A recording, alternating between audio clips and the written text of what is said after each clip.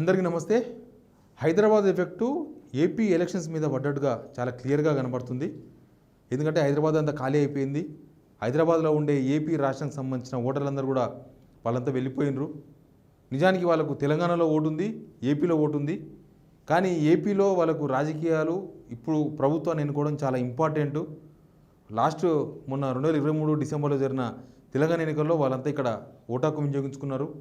ఇప్పుడు వాళ్ళ ఓటును ఏపీలో వినియోగించుకునేందుకు పోయినారు. ఇక్కడ లోక్సభ ఎలక్షన్ జరుగుతున్నాయి తెలంగాణలో, ఇది పెద్ద ఇంపార్టెంట్ కాదు. కానీ ఏపీలో అసెంబ్లీ, లోక్సభ రెండు జరుగుతున్నాయి ఏపీలో. కాబట్టి అందరూ చాలామంది లక్షల మంది ఇక్కడి నుంచి అక్కడ పోయినారు. లాస్ట్ 2 డేస్ నుంచి హైదరాబాద్ ఖాళీ అవుతూ వస్తుంది. అసలు హైదరాబాద్ ఇప్పుడు ఈరోజు రోడ్లు చూస్తే అసలు హైదరాబాద్లో ఉన్నదంతా ఆంధ్రప్రదేశ్ రాష్ట్ర జనాభానేనా, ఏపీకి సంబంధించిన వాళ్ళే హైదరాబాద్లో చాలామంది లక్షల మంది 50% అబోవ్ ఉన్నారా అనిపిస్తుంది. ఎందుకంటే సెలవులు ఉన్నాయి, ఓకే, శనివారం ఆదివారం సెలవు, సోమవారం పోలింగ్ ఉంది. ఆదివారం రోజు కూడా మరి ఇంత ఖాళీగా ఎప్పుడు చూడలేదు. ఎప్పుడో దసరా పండుగప్పుడు, సంక్రాంతి పండుగప్పుడు మనకు కనిపిస్తుంది. దసరా పండుగప్పుడు కూడా మన తెలంగాణ జనం మాత్రమే పల్లెటూరులోకి పోతారు. సంక్రాంతి అప్పుడు కొంత ఖాళీ కనిపిస్తుంది.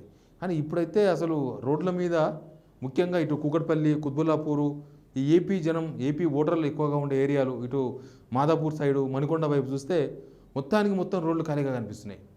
అసలు 10 నిమిషాలలో 100 వెహికల్స్ పోయే రోడ్లో 10 నిమిషాలలో 10 నుంచి 15 వెహికల్స్ మాత్రమే పోతున్నాయి. ఇటు ట్యాంక్ బండు, ఇటు టూరిజం ప్లేసు, ట్యాంక్ బండు, లేకపోతే తెలంగాణ కొత్త సెక్రటేరియా, అదంతా చూస్తే చాలా బిజీగా, ఒక సిగ్నల్ దగ్గర ఆగితే కనీసం ఒక 300-400 వెహికల్స్ ఆగేది, ఇప్పుడు 10-15 వెహికల్స్ ఆగుతున్నాయి. అట్లాంటి సిచ్యువేషన్ ఎందుకుందంటే ఆంధ్రప్రదేశ్ రాష్ట్ర ఓటర్లందరూ కూడా ఆంధ్రప్రదేశ్కి పోయారు. ఇక్కడ నుంచి ఎంతమంది పోయినా అనే అంచనా లేదు. కాకపోతే ఒక గుడ్డి లెక్క మాత్రం ఉంది. ఒక 15 నుంచి 18 లక్షల మంది హైదరాబాద్ను ఖాళీ చేసిపోయిన ఎలక్షన్స్ పేరు మీద అనేది ఒకటి ఉంది. 15 నుంచి 18 లక్షల మందిలో మన తెలంగాణ జనం 3 నుంచి 4 లక్షల మంది అనేది అదొక గుడ్డి లెక్క ఉంది. వాళ్ళంతా పల్లెటూరులకు పోయినారు ఓటు హక్కు వినియోగించుకునేందుకు. నిజానికి మన అసెంబ్లీ ఎలక్షన్స్ అప్పుడు చాలామంది పోయినారు పల్లెటూరులకు. కానీ ఇది లోక్సభ ఎలక్షన్ ఉంది కాబట్టి అంత సీరియస్గా తీసుకోరు. అటే ఏపీకి వచ్చేసరికి 12 నుంచి 15 లక్షల మంది పోయినారు అనేది ఒక గుడ్డి లెక్కనే అది కూడా. కానీ రోడ్ల పరిస్థితి చూస్తే, రోడ్ల మీద జనాలను చూస్తే మాత్రం ఎక్కువ మంది జనాలు ఏపీకి పోయినట్టుగా అనిపిస్తుంది. హైదరాబాదులో ఎక్కువ మంది ఉండేది ఆంధ్ర ఓటర్లేమో, ఆంధ్ర జనమే హైదరాబాద్ నిండా ఉన్నారా అన్న ఒక అనుమానం కలిగే విధంగా ఈ రోడ్లను చూస్తే మనకు అనిపిస్తుంది.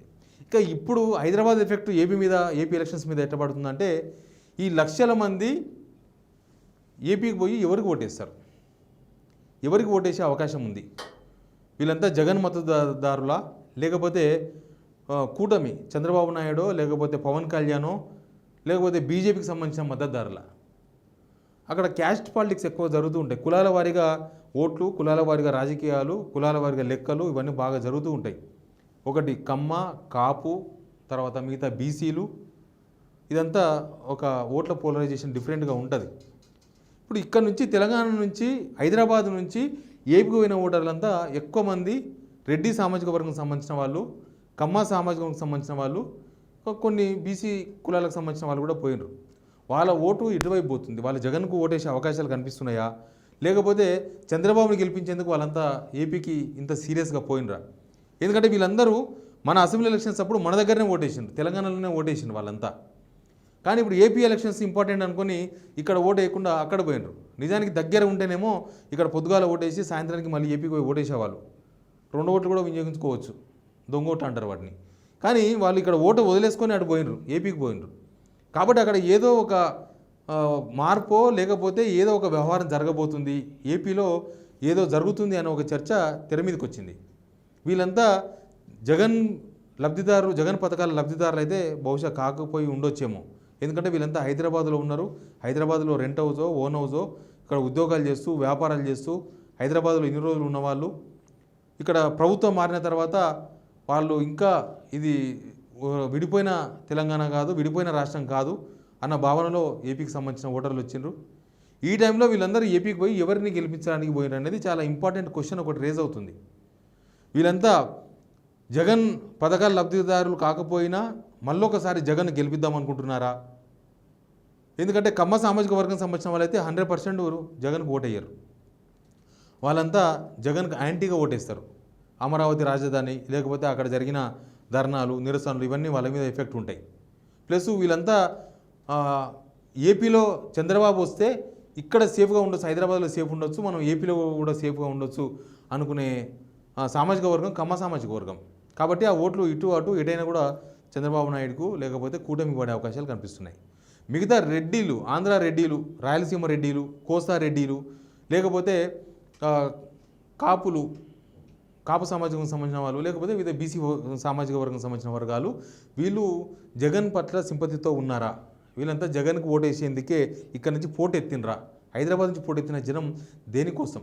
మన అసెంబ్లీ ఎలక్షన్స్ అప్పుడు ఊర్లకు అందరు వెళ్ళిపోయినరు. వాళ్ళంతా హైదరాబాద్లో ఉన్న వాళ్ళేమో బీఆర్ఎస్ని గెలిపించిండ్రు, ఊర్లోకి పోయిన వాళ్ళేమో డిఫరెంట్గా ఓటేసిండ్రు. సేమ్ అక్కడ కూడా ఇక్కడి నుంచి పోయిన వాళ్ళంతా దేనికోసం పోయిన అనేది ఒక పర్పస్ ఉంది ఖచ్చితంగా. ఎందుకంటే లేకపోతే అంత సీరియస్గా పోరు. పర్పస్ లేకపోతే ఇక్కడనే ఏదైతే ఓటు హక్కు వినియోగించుకునేందుకు లోక్సభ అయితేంది, అసెంబ్లీ అయితేంది, ఇక్కడ ప్రధానమంత్రిని ఎన్నుకునే ప్రధానమంత్రికి సంబంధించిన ఎలక్షన్స్, ఇది దేశాన్ని ఏలే వాళ్ళని ఎన్నుకునే ఎలక్షన్స్. కాబట్టి ఇది కూడా చాలా ఇంపార్టెంట్ ఎలక్షన్స్గా భావించవచ్చు కదా. వాళ్ళు ఇక్కడ ఓటు కాదని ఏపీకి పోతుంటారంటే వాళ్ళ పర్పస్ ఏంది, వాళ్ళంతా ఏం చేయబోతున్నారు అనేది ప్రస్తుతం ఇంట్రెస్ట్గా మారింది. ఇక్కడ రెండు ఇష్యూస్, ఒకటి హైదరాబాద్ నిండా ఉన్నది ఆంధ్రప్రదేశ్ జనమేనా, వాళ్ళు ఏపీకి వెళ్ళిపోతే హైదరాబాద్ ఇంతెందుకు ఖాళీ అనేది ఒక పాయింట్, వీళ్ళంతా పోతున్నది దేనికోసం ఏపీకి అనేది రెండో పాయింట్. ఈ రెండు కూడా చాలా ఆసక్తికరంగా మారినాయి. మొదలై ఏపీ రాజకీయాలు చాలా ఇంట్రెస్ట్గా, చాలా వేడిగా ప్రచారం అంతా మనం చూసినాం. చాలా తెలంగాణ పాలిటిక్స్తో పోలిస్తే ఆంధ్ర పాలిటిక్స్ చాలా డిఫరెంట్గా కనిపించిన మనకి ఎలక్షన్స్ కూడా చాలా డిఫరెంట్గా కనిపించబోతున్నాయి. ఈ ఓటర్ల సత్తా ఏంది, ఈ ఓటర్ల పత్తా ఏంది, ఈ ఓటర్ల ఆలోచన ఏంది, ఈ ఓటర్లు దేనికి ఓటైపోతున్నారు, దేన్ని ఎన్నుకోబోతున్నారు అనేది మాత్రం చాలా కీలకంగా మారింది, చాలా ఇంట్రెస్ట్గా అయితే మారింది. Please subscribe signal TV.